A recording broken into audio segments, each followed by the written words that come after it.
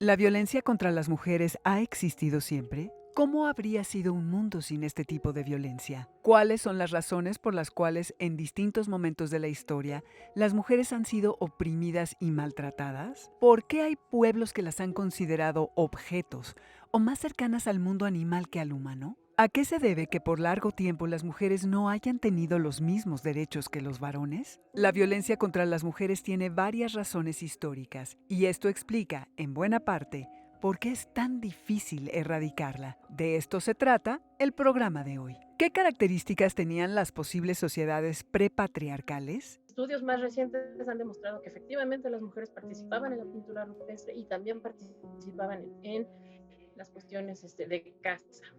Un poco sucede, aunque es ya una sociedad más reciente, no es una sociedad prehistórica, pero un poco pasa eso con los vikingos. Se ha demostrado que la mitad de los esqueletos de guerreros pertenecen a mujeres. Entonces vemos que estas interpretaciones que se hacen van a ir cambiando en la medida en que se hacen nuevos descubrimientos y entonces tenemos más información al respecto. ¿Cuáles fueron algunas de las diosas adoradas en la antigüedad? Vemos que estas diosas de la antigüedad, en todas las culturas en las que van a estar, son diosas que están asociadas con la tierra, con la fertilidad, con el amor, incluso aquellas diosas que tienen un carácter guerrero, que son diosas que tienen una finalidad distinta, van a tener, sin embargo, atributos femeninos, no van a tener esta beligerancia, no van a tener esta agresividad, más bien son diosas guerreras, pero que protegen, que buscan como cobijar. Entonces vemos que en realidad son lo que se llama diosas madres, que tienen esta finalidad de cuidar, de proteger, eh, y aún así vemos que no son la deidad principal. Eso ya nos está hablando de una estructura de género, de una jerarquía de género. Sin embargo, la mujer tenía el poder más asombroso del mundo, el poder de la reproducción de la especie humana. Durante las décadas de los 70 y 80, la arqueóloga y antropóloga Marija Gimbutas realizó diversas excavaciones para investigar acerca de las culturas neolíticas de Europa.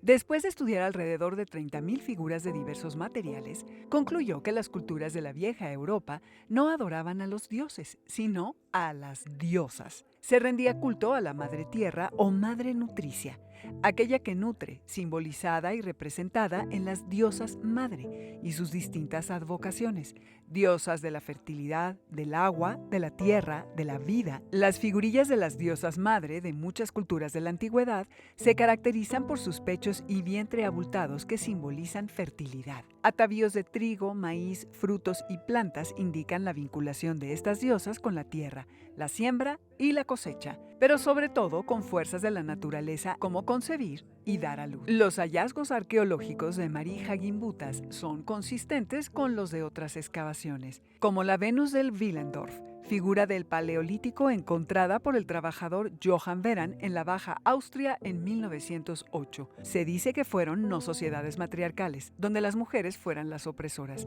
sino matrilineales, un sistema de parentesco en el que la descendencia se rastreaba a través de líneas maternas en lugar de paternas. Para Gimbutas, la vida agrícola reforzó la divinidad, el culto y la importancia de las mujeres en las sociedades de la vieja Europa, y fue a partir del 2500 antes de nuestra era que, debido a invasiones indoeuropeas, pasaron del sistema matrilineal al patriarcal. Otros investigadores, como el especialista en arqueología y antropología evolutiva Timothy Kohler, afirman que fue debido al desarrollo de la agricultura que las sociedades conocieron la desigualdad. Los cazadores-recolectores podían cambiar a otra fuente de alimento. Las sociedades agrícolas no. Las investigaciones recientes de Kohler muestran que las sociedades antiguas de Europa, que tenían mayores excedentes de alimentos, tendían a mostrar mayores niveles de desigualdad. Estudios de sociedades cazadoras-recolectoras contemporáneas demuestran equidad entre los sexos. Si bien los hombres suelen cazar y las mujeres recolectan, estos roles a menudo se intercambian. Las mujeres retienen el control sobre la comida que recolectan y tanto hombres como mujeres crían a sus hijos por igual. En cambio, en las sociedades agrícolas, los hombres acapararon el trabajo del campo, mientras las mujeres fueron relegadas a la crianza de los hijos y al trabajo doméstico. Sin la opción de aportar alimentos ni tener control sobre ellos, las mujeres se convirtieron en personas de segunda clase. También comenzaron a tener hijos con más frecuencia. Para tener control sobre los excedentes de alimentos, las sociedades agrícolas se dividieron en roles y jerarquías. Tanto Marija Gimbutas como Timothy Kohler explican que la construcción de sistemas desiguales y sexistas no fue de la noche a la mañana, sino un proceso largo, pero que sentó la base de las sociedades actuales. Pero saber esto nos ayuda a entender por qué es tan difícil erradicar el sexismo y las desigualdades. El cambio de la organización matrilineal a la patriarcal fue un proceso gradual, y es por eso que las diosas siguieron teniendo una importante presencia antes del cristianismo. Tomemos el caso de una de las diosas más poderosas adorada en el Mediterráneo por distintos pueblos, la diosa Hécate. Hécate era la diosa de la magia, la brujería, la noche, la luna, los fantasmas y la nigromancia en la religión de la antigua Grecia. Posiblemente fuera una deidad extranjera que se incorporó posteriormente. En la teogonía de Hesiodo, Hécate era la única hija de los titanes Perses y Asteria, de quienes recibió poderes sobre el cielo, la tierra y el mar. Hécate ayudó a la diosa de la agricultura, Demeter, en la búsqueda de su hija Perséfone, secuestrada en el inframundo. Era una práctica común colocar imágenes de la diosa en las puertas de la ciudad. Se representaba generalmente con 3 cuerpos, probablemente para poder mirar en todas direcciones. ¿Qué significado tenía el sacrificio de mujeres en la antigüedad? En el caso de los sacrificios de mujeres, este simbolismo va a estar asociado justamente a los significados de feminidad. Si estamos viendo que las diosas, las deidades femeninas, están asociadas con la tierra, están asociadas con la fertilidad, el sacrificio de mujeres justamente lo que va a buscar es eso, mantener este tipo de bondades de las deidades hacia las personas, hacia los seres humanos. ¿Qué es un sacrificio? Usualmente relacionamos esa palabra con el esfuerzo. Sin embargo, sacrificio también es la entrega de alimentos, objetos o vidas de animales o humanos a seres divinos, ya sea como una forma de adoración, aplacamiento o intercambio. Si por sacrificio entendemos la acción de hacer sacro, sacralizar o divinizar, los numerosos sacrificios de doncellas que se registran en las culturas antiguas fueron una manera de enaltecerlas y entablar comunión con las fuerzas sagradas al entregarles el tesoro más preciado de la comunidad a cambio de nuevos nacimientos. En las sociedades antiguas dedicadas principalmente al cultivo de la tierra y a las actividades agrícolas, se creyó que la sangre, sobre todo la sangre menstrual vinculada a los ciclos de la luna, mantenía la armonía y la actividad del cosmos y garantizaba los ciclos de nacimiento, muerte y resurrección. Se consideró que los sacrificios eran una manera de comunicarse con las fuerzas de la naturaleza y recibir de ellas los dones necesarios para la reproducción comunitaria, al favorecer las cosechas, multiplicar los animales consumibles, fertilizar a las mujeres y evitar las enfermedades y las muertes prematuras. En situaciones de emergencia, como guerras, pestes y hambrunas, los oráculos aconsejaron sacrificar mujeres en edad fértil. Este fue el caso del sacrificio humano de Ifigenia en Áulide.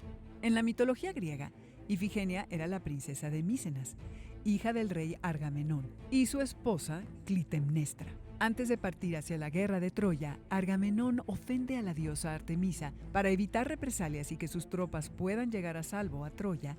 Agamenón decide sacrificar a Ifigenia en el puerto de Áulide. Así lo cuenta la obra Ifigenia en Áulide, del poeta Eurípides. En otras versiones del mito, Artemisa salva a Ifigenia de su muerte.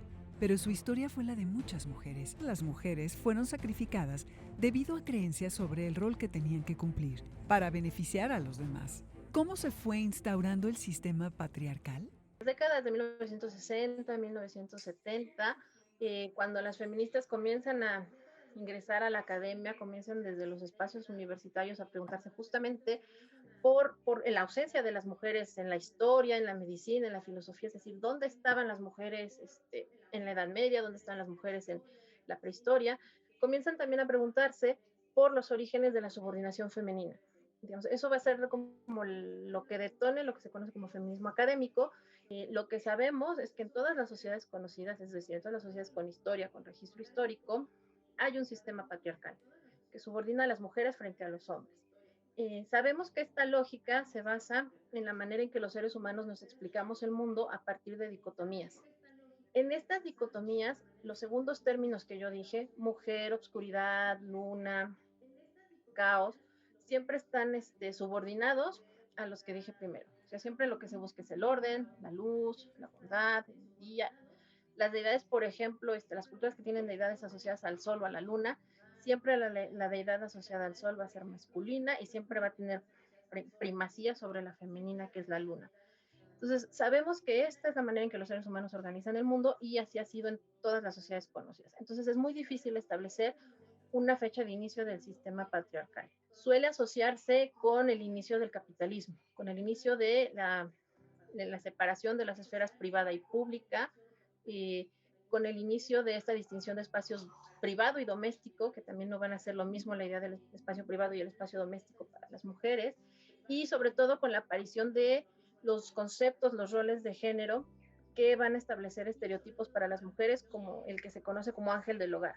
Es decir, las mujeres por excelencia, por naturaleza, están más condicionadas a ser madres y esposas, y esa es como su principal función. Entonces, todo eso va a empezar a surgir con el capitalismo, y es el tipo de patriarcado que tenemos en este momento. ¿Cuál fue el papel de los filósofos y la religión para legitimar el sometimiento de la mujer? Los filósofos como personas y la religión como una estructura social son cosas distintas. Sin embargo, en este caso comparten una serie de ideas que van a ser identitarias y van a ser fundacionales, porque nos van a dar una seguridad de origen. Nos van a decir de dónde venimos, nos van a decir a dónde vamos, nos van a decir cómo debemos ser en ese trayecto de inicio a fin. Al compartir estas ideas, lo que están haciendo es reforzar justamente estas nociones que se tienen del género. Los filósofos racionalistas ponían al absolutismo: todos los seres humanos son iguales, todos los seres humanos tienen el mismo derecho de tener ese acceso a gobernar, de tener las mismas oportunidades, y no hay ningún atributo natural que justifique que uno es mejor que otros. Sin embargo, cuando se les cuestiona por qué no aplican esta misma lógica hacia las mujeres, van a verse obligados a justificar justamente refiriéndose a atributos naturales, por qué las mujeres deben estar subordinadas a los hombres, porque ahí sí es natural que las mujeres se mantengan subordinadas a los hombres, y entonces van a justificar una desigualdad natural. El sistema matrilineal solo se refería a relaciones de parentesco.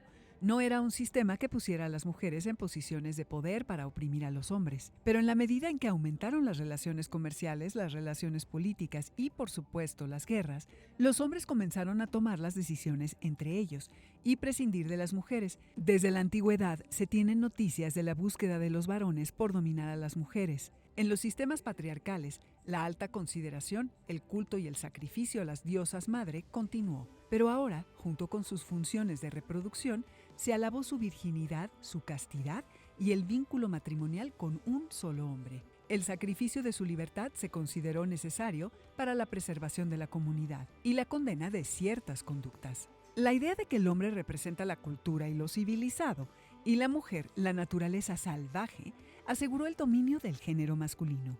Platón y Aristóteles suelen ser considerados como las dos figuras más influyentes de la filosofía occidental. Aristóteles fue alumno y colega de Platón en la Academia de Atenas, una institución de enseñanza filosófica, científica y matemática fundada por Platón alrededor del 387 a.C. de nuestra era. Aunque Aristóteles admiraba a su maestro, sus filosofías no siempre coincidieron. Ambos consideraban que las mujeres eran inferiores a los hombres. Sin embargo, para Platón esto significaba que, con más razón, las mujeres debían recibir una educación, la cual les permitiría eventualmente desempeñar funciones junto a los hombres. En cambio, para Aristóteles, la presunta inferioridad de las mujeres era motivo para someterlas.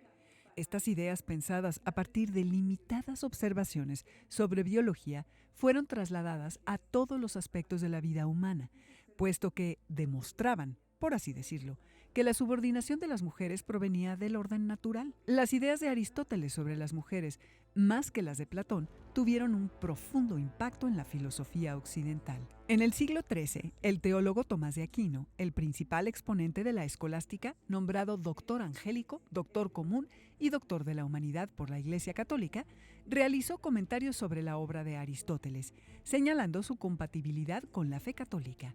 Afirmó que las mujeres estaban inherentemente subordinadas a los hombres. El cristianismo es muy diferente a las creencias religiosas antiguas sobre las diosas. Para empezar, se le rinde culto a una figura masculina, un dios, en vez de a figuras femeninas. Su libro sagrado, la Biblia, dice que Eva, la primer mujer, viene de la costilla del hombre y está para servirle. Es Eva quien comete el pecado original, comer un fruto del árbol de la sabiduría, y por esto su Dios la castiga con los dolores de parto. La capacidad de gestar y dar a luz, que en otras culturas era considerada un poder casi sobrenatural de las mujeres, tiene un significado completamente diferente. Siguiendo la lógica aristotélica, Tomás de Aquino agrega que sin la subordinación femenina no habría orden en la familia y que el único valor de las mujeres es la generación de la especie. ¿Qué ideas sobre el comportamiento y la pureza de la mujer proliferaron en la Edad Media? Un área donde las mujeres en este periodo van a destacar, por así decirlo, es en el santoral cristiano. Se va a rescatar a muchas mujeres que durante este periodo contribuyeron a la expansión y consolidación del cristianismo en Europa. Tenemos, por ejemplo, a Juana de Arco, de una profesión religiosa, es decir, volverse monja, lo que le va a permitir a las mujeres tener acceso a algo fundamental, que es la educación. En este momento, como mencionaba, la célula productiva, que es el taller, no está disociada de la célula reproductiva, que es la casa. Entonces vamos a ver que también hay muchísimas mujeres que van a tener oficios, que van a desempeñar actividades, y eso también pues va a determinar el comportamiento que se espera de ellas. Estas nociones de pureza, de bondad, de castidad, de ingenuidad, de fragilidad, etcétera, etcétera, no tienen un carácter normativo ni descriptivo. Es decir, no nos están diciendo cómo son las mujeres o cómo eran, sino nos están diciendo lo que se esperaba de ellas. Entonces también hay que tener en cuenta que no necesariamente las mujeres eran realmente así. Es lo que se esperaba de ellas. El problema es que no tenemos fuentes que nos permitan saber realmente cómo eran las mujeres, porque no dejaron este registro escrito. Desde tiempos grecorromanos, la búsqueda del honor, de la fama y del prestigio estuvo íntimamente ligado a las pruebas de pureza, castidad y virginidad femeninas. Tener honra significó contar con la certeza de que las mujeres de la familia eran de buena conducta. Según el código medieval, aún vigente en las religiones monoteístas, las mujeres que perdían la virginidad antes del matrimonio hacían que la familia perdiera la honra.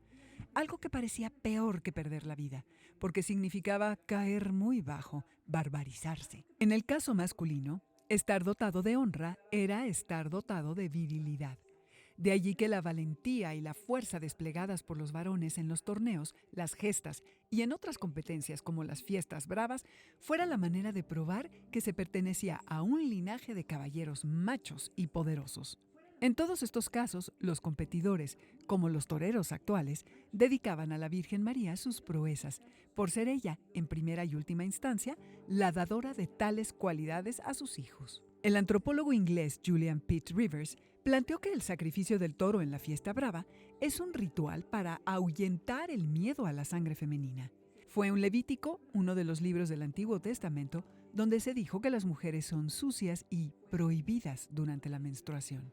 Es decir, la naturaleza salvaje que representa la feminidad termina siendo dominada, sacrificada. El torero representa al héroe que controla a las mujeres, como todos los hombres lo deben de hacer, dado el peligro que encierra la desbordada sexualidad femenina. En las artes, una alegoría ejemplar de este ritual se encuentra en la ópera Carmen, de Georges Bizet, basada en la novela de Prosper Mérimée. Carmen, una hermosa mujer romaní, canta sobre el amor a un grupo de soldados.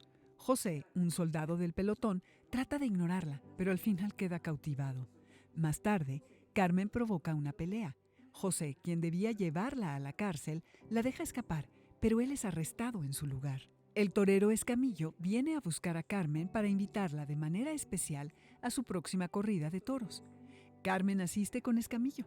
Como sabe que José está cerca, decide esperarlo afuera de la plaza de toros para saludarlo.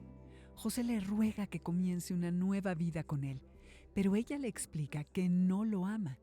Carmen declara que ama la libertad más que cualquier otra cosa. Así que José la mata a puñaladas, justo en el mismo momento que el torero mata al toro. Carmen, representante de una mujer libre, es sacrificada. En una versión de 2018 escrita por el director de la Fundación Teatro del Maggio Musicale de Florencia, Cristiano Chiarot, y el director italiano Leo Muscato, Carmen no muere, sino que se defiende contra su agresor. Esta nueva versión fue escrita como un intento de denunciar los feminicidios en Italia, según explicaron sus autores. ¿Qué fue la cacería de brujas? ¿Cómo se dio y a quién estuvo como blanco? Las interpretaciones que se han hecho sobre la caza de brujas señalan que aquellas mujeres que eran consideradas brujas era porque no respondían al ideal de mujer de su época. ¿Qué quiere decir esto? Eran mujeres sabias, eran mujeres intrépidas, eran mujeres independientes, eran mujeres sanadoras, es decir, tenían un conocimiento de herbolaria, tenían un conocimiento que aplicaban a otras personas. Y en este sentido, pues desafiaban justamente los cánones de su época. Y entonces lo que sucede, o la interpretación que se hace, es que eran castigadas, primero por no responder adecuadamente a ese imaginario que se les está imponiendo, pero también como un ejemplo de qué castigo podían recibir las mujeres que se salieran de esas normas, que se salieran de esos ideales. Desde tiempos del culto a Hécate, la magia y la hechicería habían estado presentes en las sociedades europeas. Sin embargo, de acuerdo con la investigadora Marianne Hester, durante los siglos XVI y XVII, principalmente en Europa, pero también en Estados Unidos, miles de personas fueron condenadas a prisión por el delito de brujería. La vasta mayoría de las personas señaladas por brujería fueron mujeres. Hester nos dice que tenemos que tomar en cuenta ciertos elementos. 1. Desde antes de la cacería de brujas se había establecido la Inquisición. 2. Durante los siglos XVI y XVII, el terreno religioso pasó por ciertos cambios con la reforma que dio origen a la corriente protestante. 3. Las poblaciones comenzaron a cambiar. Hubo un periodo en estos años en donde había más mujeres que hombres y por lo tanto más mujeres solteras o que se casaban más grandes y pasaban varios años fuera del control directo de un hombre, pues solo tenían que mantenerse económicamente a sí mismas, no a una familia.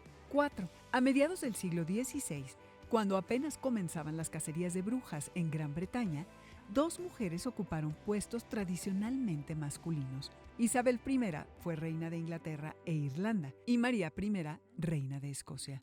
Este reinado de mujeres se consideró antinatural e indeseable y produjo varias reacciones condenatorias y misóginas. Se difundió por Europa que las brujas habían proliferado y amenazaban el orden social porque tenían un pacto secreto con Satanás.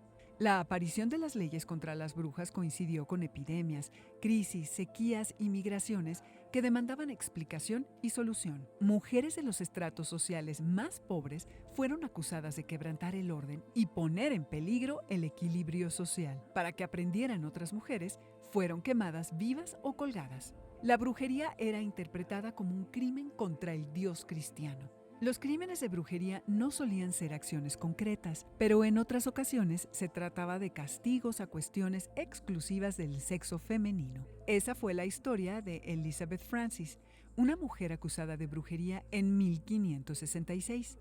El panfleto de su juicio nos revela que Elizabeth fue abusada sexualmente por un hombre llamado Andrew Biles. Elizabeth quedó embarazada y Biles se negó a casarse con ella. Recurrió a un aborto. El registro de su juicio dice que obtuvo ayuda a través de su gato, Satán, un animal que tenía acceso directo a los poderes del diablo. Elizabeth fue declarada culpable de causar daño a uno de los aldeanos y sentenciada a 6 meses de prisión. Eran mujeres quienes acusaban a otras mujeres de brujería. Esto se explica por qué ellas evitarían ser condenadas por brujería.